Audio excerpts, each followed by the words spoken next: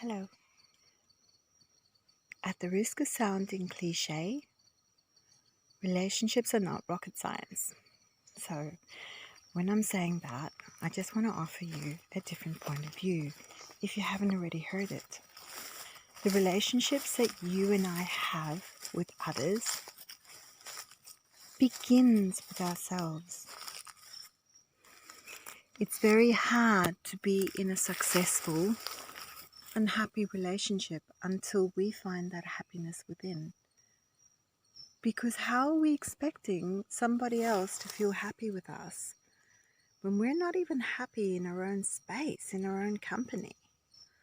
It's not really true. When I see or hear somebody when they're telling me that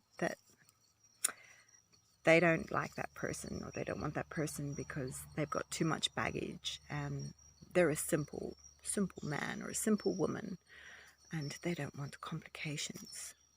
They don't want dramas. They don't want. Now, one, if we're focusing on the things that we don't want, we'll usually attract them because we're pouring our energy into something that's negative. So we're kind of manifesting that negative energy to come back.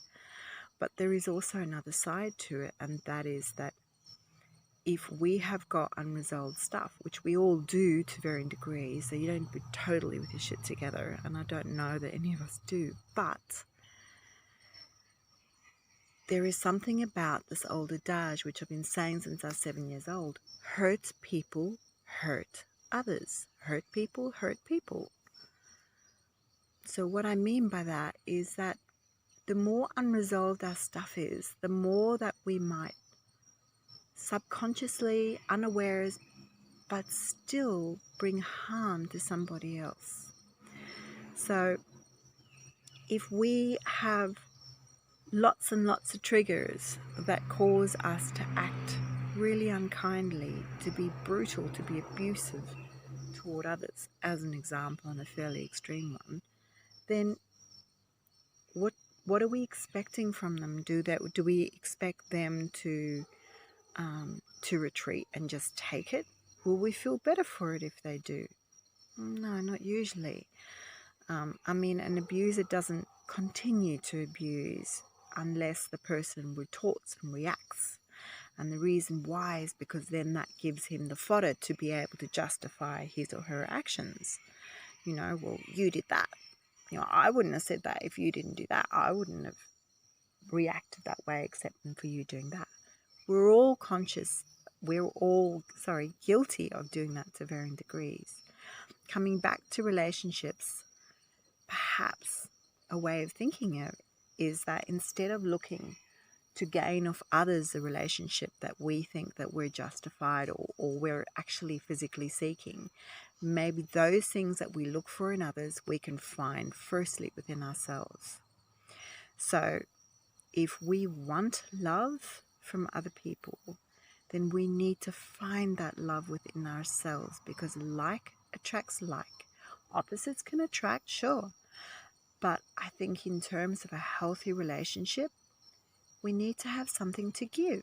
It can't just come all from the other person, because at some point they're just going to go, yeah, well, that kind of sucked me dry. So, rather than doing that, let's work with who we can be within.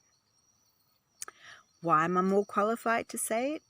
Because I have been in some really, really bad relationships. And the truth of the matter is that I've had something to do with why they've been bad. I don't think that they just happen. I don't think that they're justified when they're violent, but I think that there's a lot of conditioning there, and I think that there is triggers there, and there's all sorts of things, and I think that they re-emerge for all of us to varying degrees until we address them.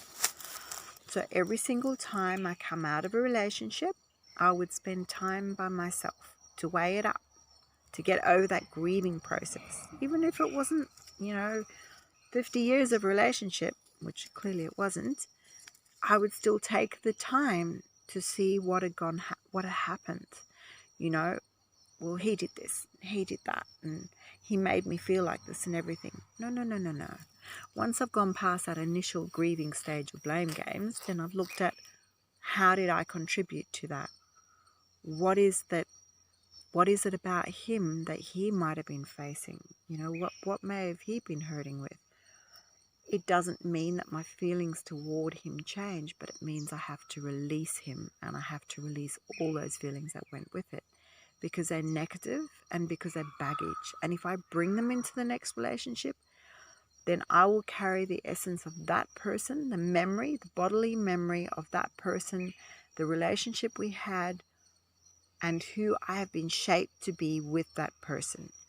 Now, on a broader spectrum, when you talk about relationships, we're not just talking about a relationship between two intimate partners. We're talking about a relationship that extends itself out to a family. So our children, our parents, our siblings, our long-lost cousins, our boss, our friendships, which are really, really important.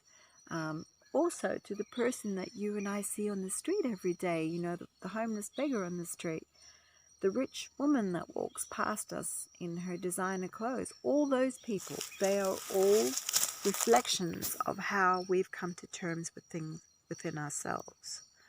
So we will show that animosity or those walls to somebody with undealt stuff that we're bringing to the table, with envy, jealousy, disdain.